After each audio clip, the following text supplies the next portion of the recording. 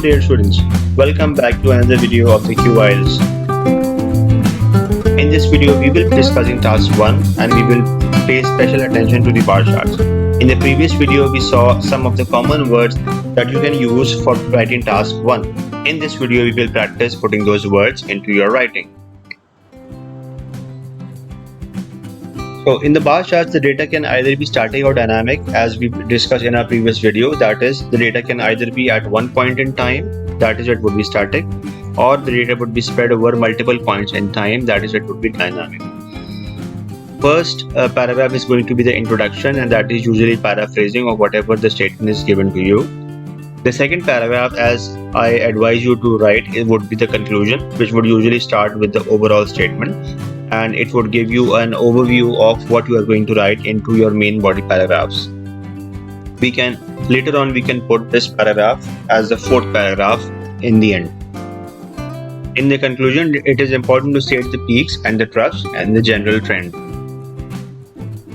Then comes the turn of main body para 1. I would like you to write all the positive trends which are similar in the main body para 1. This paragraph will form the basis for the main body paragraph 2. Then in main body para 2, you will comment on the negative or fluctuant trends compared to main body para 1. You can use words like less, more than, half, a quarter, a third, 2/3, double, treble, or thrice, or 4 times when writing main body paragraphs. We would see all of this with an example. So, this is a bar chart given to you in the IELTS exam, for example, and you have two different graphs. The first consists of only one entity, that is computer ownership, and we see that there are multiple time points given, which means that this is dynamic data. The second graph indicates that there are multiple entities and that the computer ownership has been broken by education level. So you can see that there is no high school diploma or high school graduate and so on. And you see that the trends of computer ownership have been discussed in 2002 to 2010 at these 2 points in time, which means that all of this data is dynamic data. The most important thing in writing tasks, whether it is writing task 1 or writing task 2, is planning in the beginning. You must take at least around 3 to 5 minutes in the initial time to plan what you are going to write. Let's say, for example, we plan what we are going to write. The first sentence would be paraphrasing, and it would indicate that these graphs show the computer ownership in 2002 and 2010, and then that it is broken by the education level or stratified by the education level. The second paragraph you would write would be conclusion, and you would start it with overall, and in conclusion you would state that there has been a positive trend from 2002 to 2010 in computer ownership, and this trend persists when it is further stratified by means of level of education. Later on we can move this conclusion paragraph at the end when we are done with the essay. Then we will proceed to main body para 1. As we can see that both of these graphs are different.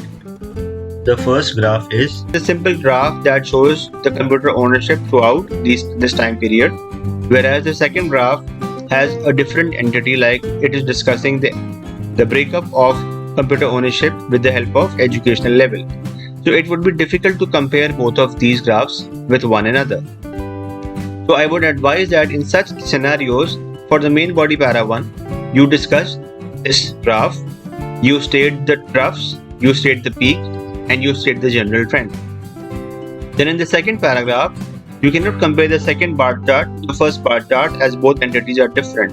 However, you can see that there are 5 categories, and within each category you have 2 groups.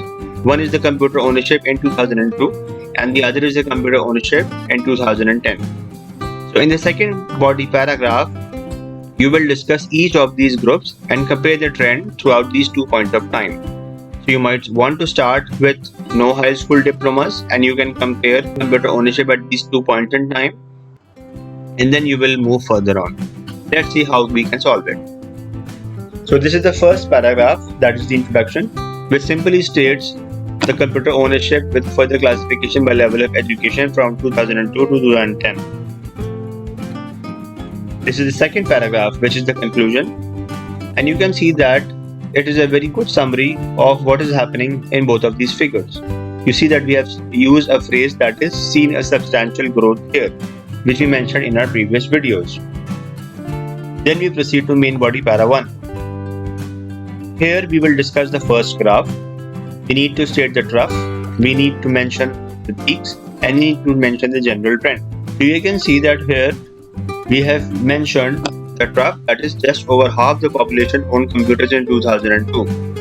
Like here, the just over half means a little more than 50%. It is always good practice to use such type of words rather than stating individual percentages, which is sometimes confusing for the reader. Then we have also stated the peak, that is, whereas by 2010, 3 out of 4 people had a home computer. You can see that here, and we can see that 3/4 of the people had computer ownership. So this was the first paragraph in which we stated the graph, the peak, and the trend. Then we move on to the second paragraph, that is the second main body paragraph. Here, first of all, we will give an opening sentence that would illustrate the gist of this figure, and then we will discuss each of these groups independently, keeping similar trends together. However, we will not go into very fine details. So, the general trend states that higher levels of education correspond to higher levels of computer ownership. You can see that as the education level increases, the computer ownership increases as well. This is a very good way to illustrate or summarize this figure. Now you can see here we have used a linking words, for instance, for giving an example, and here we are giving example from the given figure. For instance, only around 15% of those who did not finish high school had a computer in 2002. This is what we are referring to, which had trebled by 2010, and we can see that we compared the 2002 data to 2010 data, and we saw that there has been a tripling of the computer ownership. Then we move on to discuss further trends. We can see that in high school graduates and in incomplete college, the increase in the computer ownership is almost the same, which is mentioned here. There were also considerable increases of nearly a 30% rise for those with a high school diploma or an unfinished college education, reaching around 65 and 85% respectively. Then we move on to discuss the last two groups, which have the highest level of computer ownership.